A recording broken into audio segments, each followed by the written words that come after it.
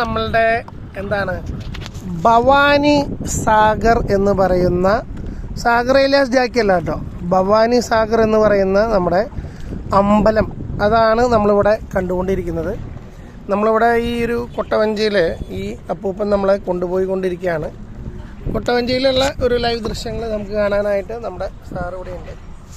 അവിടെ നിങ്ങൾ നോക്കിക്കഴിഞ്ഞാൽ വളരെ ബ്യൂട്ടിഫുൾ ആയിട്ടുള്ള നമ്മളുടെ അമ്പലത്തിൻ്റെ ആ ഒരു ഫുൾ പിക്ചർ നമുക്ക് കാണാനായിട്ട്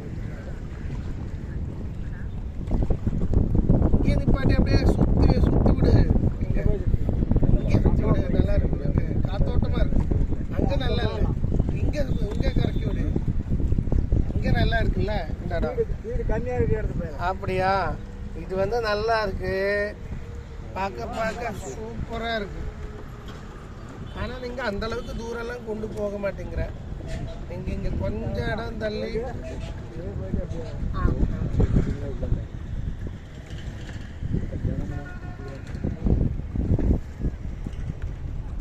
എന്താ പരമാനന്ദം അമ്പലം കൊട്ടവഞ്ചി പിന്നെ അണ്ടേട്ടന്, അതാണ് എന്താ ബ്യൂട്ടി. വേണമെന്ന് വെച്ച് കഴിഞ്ഞാൽ ജീവിതത്തിൽ ഇങ്ങനെയുള്ള സ്ഥലത്തേക്കും പോകും. ലൈഫ് വളരെ കുറവാണ്. എല്ലാ ടൈം പീരീഡും നമ്മൾ ഇങ്ങനെയൊക്കെ എന്തെങ്കിലും പോയാൽ പോയി, ഇല്ലയെന്ന് വെച്ച് കഴിഞ്ഞാൽ കഴിഞ്ഞു, അത്രയേ ഉള്ളൂ.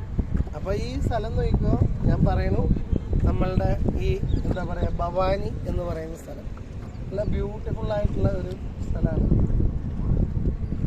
അവിടെ കൂടെ വട്ടം വട്ടം നാരങ്ങ എന്താ എന്നെ ഒന്ന് കാണിക്കാം എന്താ എന്നെ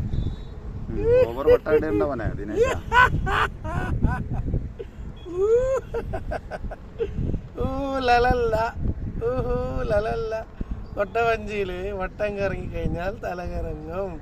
തലകറി ആന്താട്ടിന് ഒരു വിധം കിറങ്ങി തുടങ്ങിയിട്ട് കാണാൻ പേടിച്ചിട്ട് ആന്താട്ടിന് പേടി കൂടുതലാന്ന് മനസ്സിലായി. എന്താ കറക്ക് രക്ഷയില്ല, കർണാടകയുടെ കിടന്നല്ലോ ഒരു ലോകം തന്നെ.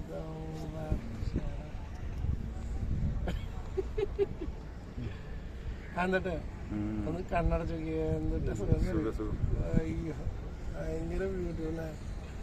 ഇത് കുറച്ച് കഴിഞ്ഞ് കഴിഞ്ഞാൽ തലയ്ക്ക് കറങ്ങി എനിക്ക് ഇന്ത്യയാവും. ആ സൂപ്പറാണ്.